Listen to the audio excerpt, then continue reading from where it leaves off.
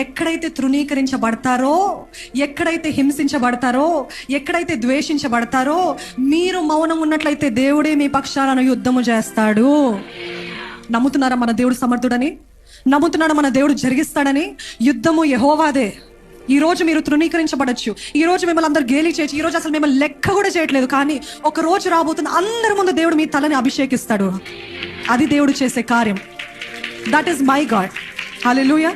ఆ రీతిగా దేవుడు అభిషేకిస్తాడు, ఆ రీతిగా దేవుడు ఆశీర్వదిస్తాడని నేను ఒకటే అంటాను, మిమ్మల్ని నొప్పించిన వారిని బట్టి మీరు తిరిగి నొప్పించకండి, మిమ్మల్ని బాధ పెట్టిన వారిని తిరిగి బాధించకండి. మిమ్మల్ని ఎన్ని మాటలైనా అనండి, దేవా నేను దులుపుకుంటున్నాను ప్రభా, నువ్వు చూసుకో అని చెప్తారు చూడండి. అప్పుడు దేవుడు ఏం చేస్తాడు, నువ్వు వెనకలికి రా, నేను ఈ రంగంలోకి దిగి నీ పక్షాన యుద్ధము జరిగిస్తా. ఆయన దిగాడు అనుకోండి, ఎవరు దక్కర్లేదు.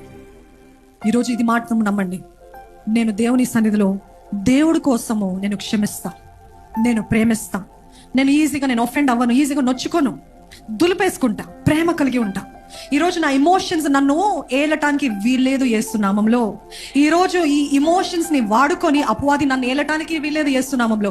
నా కుటుంబంలో నేను నెమ్మది కలిగి ఉంటా, నా కుటుంబంలో నేను సమాధానం కలిగి ఉంటా, నా కుటుంబంలో నేను ప్రేమ కలిగి ఉంటాను. నా కుటుంబంలో ఈ రోజు నుండి ఇంకో పరలోకంగా మార్చబడును గాక. ఆ రీతి ఉందాం.